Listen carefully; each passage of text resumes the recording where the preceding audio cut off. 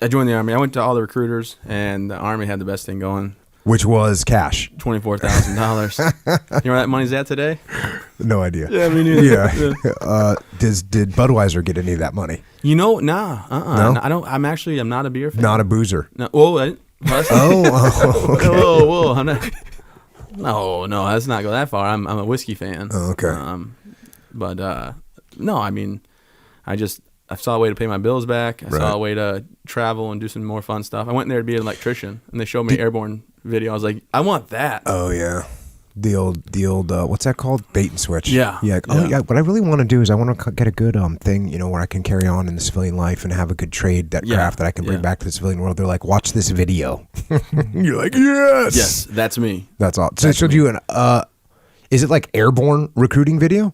Well, to be honest with you, it was a Ranger Regiment recruiting video, and I signed up for all that, but then all the rumors were like, if you don't make it, you're going to Korea. And I'm like, I don't want to go to Korea. Yeah. And then 22 of my friends went to Fort Bragg because you got to pick your duty station because they were filling up the new brigades. And they're like, nice. oh, you guys, we need you to fill in here and you can pick where you go. So all of us from basic training went. Because what year is this? 2006. Oh, yeah. So that's totally different from me because I joined the Navy in 1990. Oh, yeah, that's before I was even a Cry State champion. Yeah, yeah, we're talking old school. Yeah. So there's no war going on. And even though in my mind, I always thought like the SEALs were just like fighting wars worldwide at all times, which was not true. But I thought that. But yeah, it wasn't like everyone that was joining the military.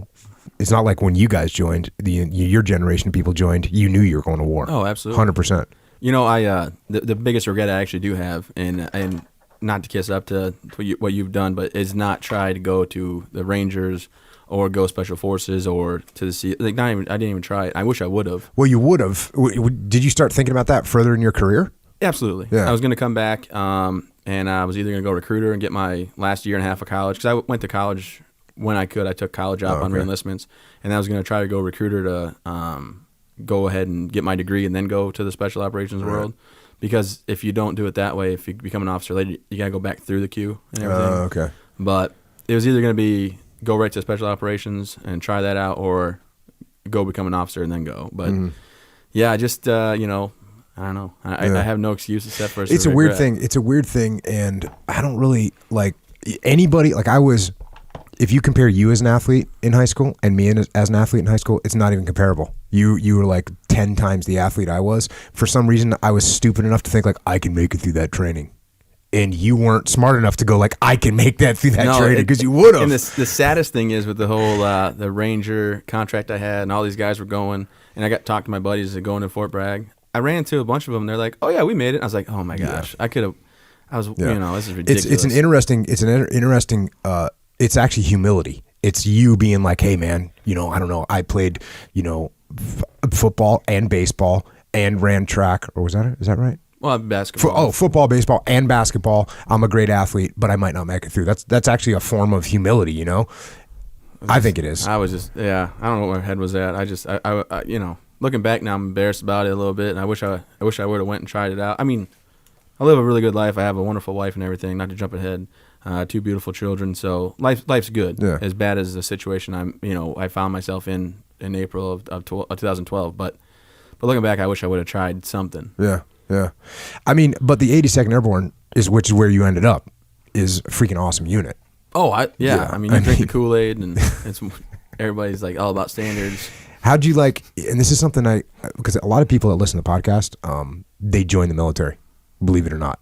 And like we just met a guy the other day who's going September 18th, going to the Marine Corps. But I always want to tell them, like, when you show up to boot camp, it's going to be a shock to your system. Right? Mm-hmm. I mean, it is going to be, you're going to lack of sleep. It's not going to be stuff that you're used to. It sounds like you got a little, shock to your system when you showed up there of just normal military stuff. And I guess my point in saying that is when you show up to boot camp is not going to be fun for you. It's going to be a transition. I mean, you can mentally prepare all day, and then you get yelled at and you're like, why is this guy always yelling at me? I didn't do anything wrong. Leave me alone. They made me eat coleslaw. I don't even like coleslaw. I mean, the first thing, like, I come out and they're like, everybody gets coleslaw for lunch. I'm like, shit. So they put it on my plate. And then after I eat the coleslaw, I eat it first. I'm like, oh, he wants me to eat this for some reason, so I'm going to just do this. And then the next time at dinner, I'm like, okay, finally, no coleslaw. And he's like, Mills, you big bastard, you ate first. I remember you. You get 2 scoops of coleslaw. Damn it. Roger, Joe Sargent, so... Yeah, that's boot camp, right? Yeah. That's boot camp. I always tell, when I talk to people that are going, I'm like, just play the game. Understand it's going to end, and make the Army what you can make it. Like, make it work for you. Yeah. Understand the job you're getting yourself into and things like that. Because people ask, would you still join if you know what happened? I said, yeah, absolutely I would. Yeah. I enjoyed every second. I was going to be a 20-year guy, I figured. I re-enlisted and just, Yeah, it's cool. This is a cool thing that you wrote kind of as you're wrapping up boot camp. You're thinking about September 11th. Like I said, that for you is one of you clearly knew that going in 2006. And here's what you said: I remember feeling a ragged mix of emotions, anger, confusion, dismay, and wondering why anybody would want to do this to us. I was American.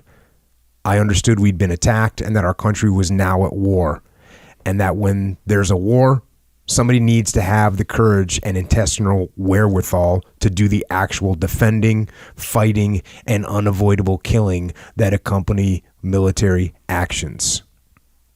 That would turn out to be me. And that's another thing that people need to think about if you're joining the military. And I've gone through this with a bunch of people that, this happened to me a long time ago. This parent, said, can you come talk to my son? And he really wants to be a SEAL. And I was like, yeah, sure, no problem. And so I meet this kid, strapping young kid, looks super happy and positive, and he does water polo, and he's a great athlete.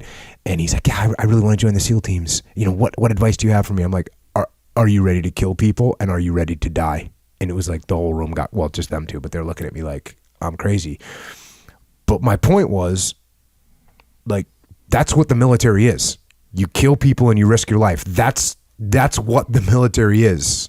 I mean, yeah, absolutely. They have the combat and non-combat combat MOSs, just in every service. So with the SEAL teams, with the infantry, that's what your job is, and you're willing to risk your life for others. I mean, it's just when I signed up, I was like, yeah, I'm ready to do this, but you never really understand everything. And then when you go through basic training, they show you all these videos, and a lot of it, they showed a lot of Band of Brothers stuff, which is what got me interested in going into the military. And I just took it as like, this is what I'm born to do. This is awesome. Yeah. But I get what you're saying. And people ask me, can you talk my son out of doing this? And I'm like, no. That's like no, you can't talk a young man out of doing this stuff. You ever find people that want to tell you like, well, I was going to join, but then I did this, and I'm like, I don't care. Yeah. Like, don't, and everybody I talk to, not everybody, but a lot of people I talk to, they got to give me their worst story possible.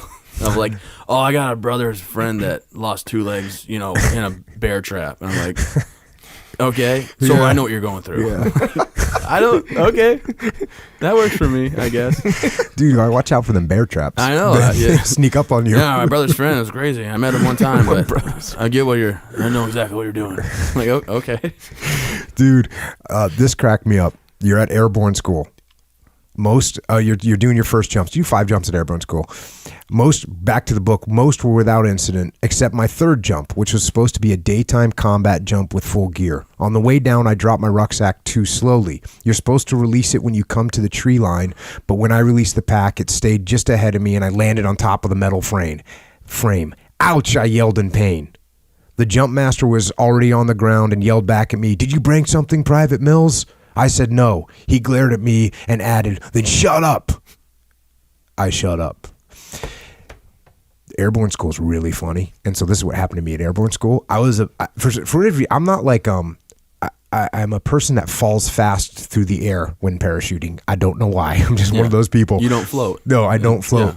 Yeah. And the other thing was I didn't like doing a PLF, which is the proper way to land, which is you keep your feet and knees together, and then you like act like you have one big leg, and that's the way you're supposed to prevent getting injured, breaking your ankle or knee or whatever. And so when I was parachuting at airborne school, I wasn't really doing a PLF. I was just kind of athletically landing on my feet, right? So anyways, they got these loudspeakers down on the field, and as all these new guys, all of us are just new, and the guy's on the megaphone, he goes, and he's talking to me because my feet are apart, and I'm just going to do an athletic land. He goes, "Feet, knees together, airborne. Feet, knees together, airborne. Feet, knees together, airborne. Feet, knees together, airborne." You all right, Airborne? So, yeah, I thought that was funny. That cracked me up. Did it hurt? No, I didn't get hurt. That's impressive. I didn't get hurt. Because you got, I was actually a jump master towards the end of my, military time that I was in. And, got the balls of feet, calf, thigh, I had it all down. Yeah, you were dialed. Oh, those instructors. How long is the jump master school to be an instructor at Fort Benning? Well, so it's completely different. So, it's not that much different, I guess. But for me, it was like a 3-week course, and I was able to check people's equipment. But they didn't make you memorize the term. Oh, they did. No, did they? You got to memorize the pre-jump brief and everything and stuff like that. But no, like this is a nylon stitch with 5,000 grain test and steel that's stronger than America. It's like that's no way it's stronger than America. No way. But no, they don't do that to you. Yeah, that's a good times.